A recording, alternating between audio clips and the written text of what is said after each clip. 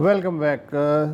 سب آپ جانتے ہیں، ہم بھی جانتے ہیں کہ 7 جولائی کو کیا ہوا. کوئٹہ کے نزدیک منگی ڈیم چوکی پہ دہشت گرد حملے میں 27 پولیس اہلکار شہید ہوئے. کچھ موقع پہ شہید ہوئے، کچھ کو اغوا کرنے کے بعد جو ہے وہ مار دیا گیا. بہرحال ان کے ورثاء کا دھرنا آج بھی کوئٹہ میں جاری ہے. انہیں شکایت یہ ہے کہ جو لاشیں ہیں وہ بر وقت جو انتظامیہ ہے وہ ٹرانسفر کرنے میں ناکام رہی اور انہوں نے خود کوشش کی اس کے بارے میں. اس کے بعد پھر ظاہر ہے آپ کو یہ بھی پتہ ہے کہ اعلیٰ سطحی اجلاس ہوا کوئٹہ میں، جس میں فیلڈ مارشل بھی تھے، پرائم منسٹر بھی تھے، اور طے پایا کہ ایک اور آپریشن شروع کیا جائے. لہٰذا تمام سیکیورٹی اداروں نے مل کے ایک مشترکہ آپریشن شابان کے نام سے شروع کیا. اب تک جو سرکاری ذرائع ہیں ان کا کہنا ہے کہ لگ بھگ 120 دہشت گرد ہلاک ہوئے ہیں اور آپریشن جاری ہے. یہ آپریشن بھی اس ارادے سے شروع کیا گیا ہے کہ آخری دہشت گرد کے خاتمے تک جنگ جاری رہے گی. فوج کے محکمہ تعلقات عامہ کا کہنا ہے کہ 5 جولائی سے اب تک 27 پولیس والے، 11 فوجی اور 4 سویلین شہید ہوئے ہیں. آج خبر آئی کہ واشک کا جو علاقہ ہے وہاں بھی 5 مزدور جو ہیں قتل ہوئے ہیں. ان کا تعلق پنجاب کے مختلف علاقوں سے بتایا جاتا ہے. آج بہت عرصے بعد ہمارے دوست اور سینئر جرنلسٹ بلوچستان کے نباز انور ساجدی صاحب ہمارے ہاتھ آئے ہیں. روزنامہ انتخاب کے ایڈیٹر ہیں. تھینک یو سو مچ کہ آپ تشریف لائے. میں یہ سمجھنا چاہتا ہوں کہ یہ جو سیکیورٹی رنگ ہے کہ جی پہلے یہ فورس ہوگی، پھر وہ فورس ہوگی، پھر یہ ہوگی، تو بلوچستان میں جو ہے یہ سیکیورٹی رنگ کس طرح بنایا گیا ہے کہ جو حالات ہیں کبھی گراف اوپر چلا جاتا ہے، کبھی ہمیں لگتا ہے کہ اب شدت کم ہو گئی ہے. تو یہ کس طرح آپریٹ کرتے ہیں؟ یہ اس طرح جی کہ ایک ہماری روایتی فورس ہوتی تھی لیویز. جی پہلے جب کوئی اس طرح کے واقعات ہوتے تھے تو لیویز کو بیچتے تھے وہاں. تو لیویز فورس کو ابھی انہوں نے پولیس میں ضم کر دیا ہے. تو ہراول دستہ تو وہ ہوتا ہے، پہلے اس کو بیچتے ہیں. جیسے کہ منگی ڈیم میں ان کو بھیجا. جی اچھا، اس کے بعد جو ہے ایف سی ہوتی ہے، ٹھیک ہے، اور اس کے بعد فوج ہوتی ہے. ٹھیک ہے. تو یہ رنگ ہے آپ کا. تو اس طرح یہ سے اچھا، لیکن آپ نے کہا لیویز کو ابھی حال ہی میں پولیس کا حصہ بنایا گیا، ان کی آئیڈینٹی جو ہے ضم کر دی گئی ہے. آپ نے کہا پولیس جو ہے فرسٹ ڈیفنس لائن ہے، پولیس پلس لیوی ہم اس کو کہہ سکتے ہیں. لیکن مسئلہ یہ ہے کہ جو دہشت گرد ہیں وہ ان کے ویپنری آپ کو پتہ ہے موسٹ ماڈرن ویپنری ہے، اور ان سے نمٹنا ایک بہت ہی اسپیشلائزڈ کام ہے. انتہائی پروفیشنل جو ہیں، جو بریگیڈ یا جو بھی بٹالین یا کمپنی یا جو بھی آپ گروپ کہہ لیں، یہ اس کی جاب ہے. اب جو پولیس ہے یا لیویز ہیں، کیا ان کی ٹریننگ یا اسلحے کا معیار ایسا ہے کہ انہیں فرسٹ ڈیفنس لائن کے طور پہ استعمال کیا جائے انتہائی جدید اور تربیت یافتہ دہشت گردوں کے مقابلے؟ نہیں، وہ بالکل نہیں ہے. ہاں، تو اس میں کیا وجہ کیا ہے؟ میڈیا پر بھی دیکھا، ہمارے بڑے اعلیٰ عہدیدار جو ہیں انہوں نے، سیکورٹی کے ذمہ داروں نے بھی یہ کہا کہ بھی وہ دہشت گردوں کے پاس تو 20 لاکھ کا ویپن اور جو ہے اور جو اکوپمنٹ تھا، ٹھیک ہے نا، اور کئی مقامات پر نائٹ ویژن بھی ان کے پاس تھا. ہاں، ٹھیک ہے نا. جی، تو وہ ہمارے جو ہے فورسز کے پاس نہیں ہے. ٹھیک ہے نا. تو لہٰذا آپ دیکھیں کہ اس کی وجہ سے بہت جانی نقصان ہو رہا ہے. بے شمار واقعات ہوئے، بعض رپورٹ نہیں ہوئے، جیسے پنجگور میں ہوا، جیسے جو ہے نوشکی میں ایک دفعہ ہوا، اور بیلا میں ایک دفعہ ہوا. تو بہت زیادہ جانی نقصان ہوا. تو لیکن سمجھ میں بات نہیں آ رہی ہے کہ جب یہ حالات ایسے چل رہے ہیں، یا انسرجنسی یا بغاوت یا جو بھی ہے، تو ابھی تک کوئی ایسی حکمت عملی یا حکمت یا تدبیر یا تدابیر سامنے نہیں آئیں کہ وہ اس سچویشن کا کما قہو یا بہت خوبی کے ساتھ جو ہے مقابلہ کر سکیں. یہ چیز نظر آتی ہے افسوس کے ساتھ کہ جتنی بھی پالیسیز ہیں وہ ری ایکٹیو ہیں, وہ پرو ایکٹیو نہیں ہیں. مطلب مثال کے طور پر میں مانتا ہوں کہ I B Os intelligence based operations چھوٹے اور بڑے پیمانے پر آپریشنز چلتے رہتے ہیں, وہ ہمیشہ رپورٹ نہیں ہوتے, ہمیشہ ان کی ہیڈ لائنز نہیں بنتی. ہم یہ بھی جانتے ہیں کہ جب ایک دہشت گرد حملہ کامیاب ہوتا ہے تو وہ خبر ہر جگہ پھیلتی ہے.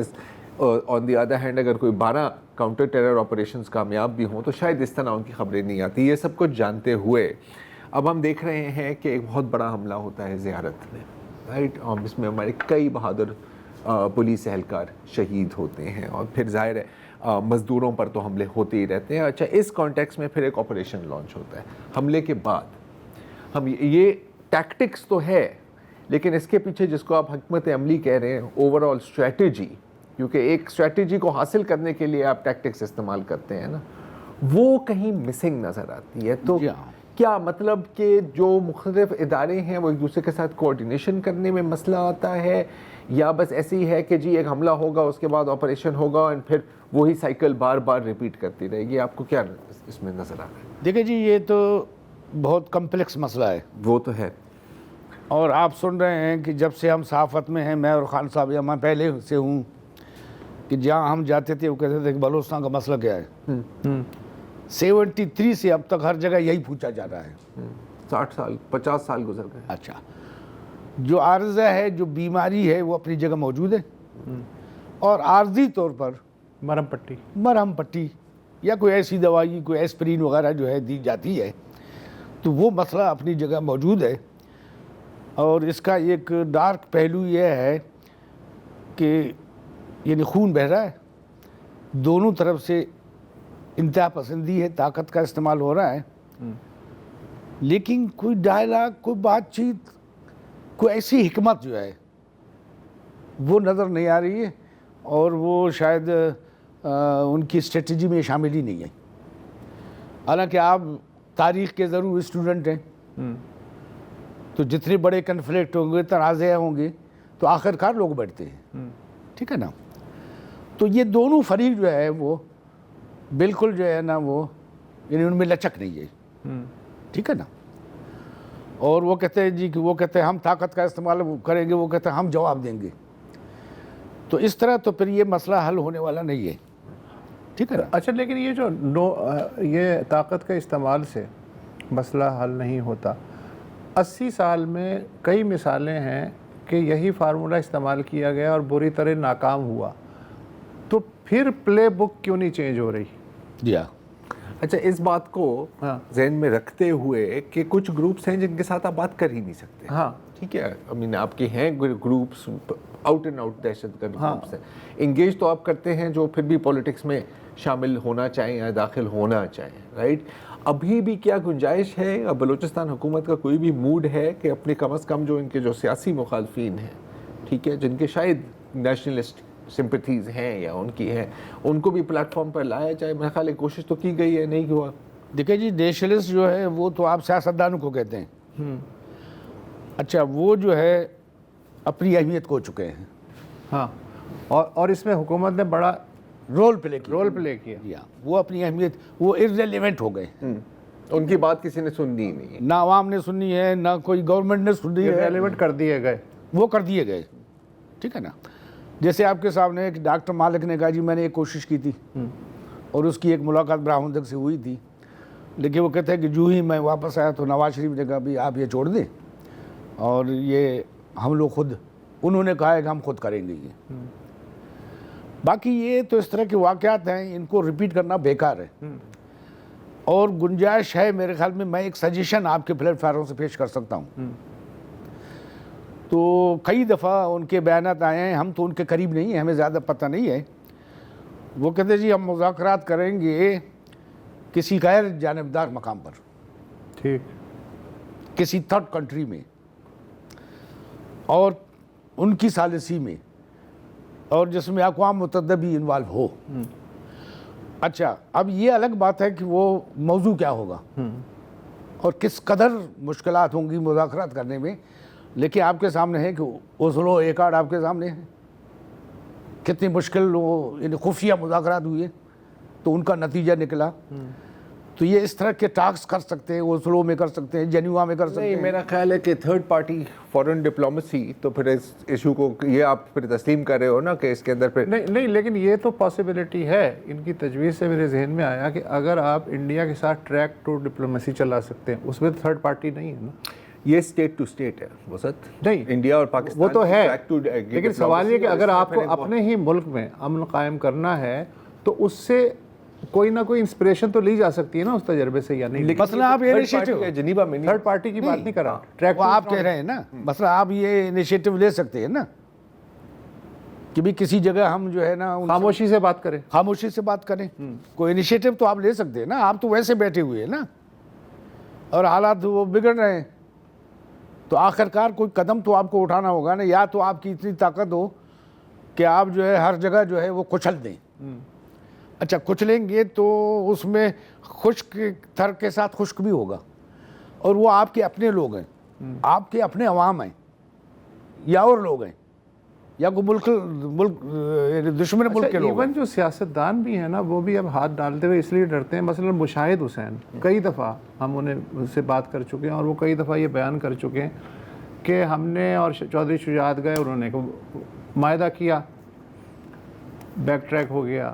ڈاکٹر مالک کی آپ نے مثال دی, تو سوال یہ کہ پھر بیچ میں کس کو ڈالا جائے, اب کیا کیا یا اب گنجائش ہے بھی صحیح یا نہیں, کیونکہ دیکھیں اب واپس افغانستان کا رول بھی آپ کے سامنے ہے اس میں. تو جو آپ کے پاس جب اتنے دو بڑے اسپوائلر بیٹھے ہوئے ہیں تو وہ ٹاکس بھی تو اسی طرح سے بھی ایکسپلوئٹ ہوں گی نا.